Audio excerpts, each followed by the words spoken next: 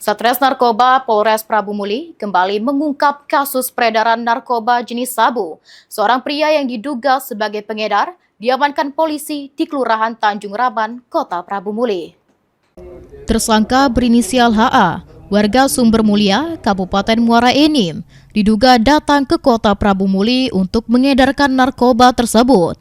Dari tangan tersangka, polisi berhasil mengamankan barang bukti sabu dengan berat total 10,50 gram.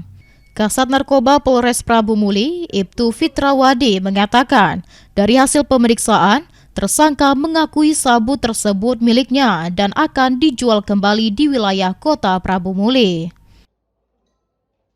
Dan barang bukti tersebut diakui tersangka adalah miliknya untuk dijual. Berapa banyak barang bukti yang bisa diamankan ini? Jadi barang bukti yang diamankan narkotika jenis sabu dengan berat itu 10,50 gram. Untuk mempertanggungjawabkan perbuatannya, tersangka kini harus berhadapan dengan hukum. Tersangka dijerat pasal 114 ayat 2 Undang-Undang Nomor 35 Tahun 2009 tentang narkotika dengan ancaman pidana penjara paling singkat 5 tahun. Anggi Perkasa, PAL TV.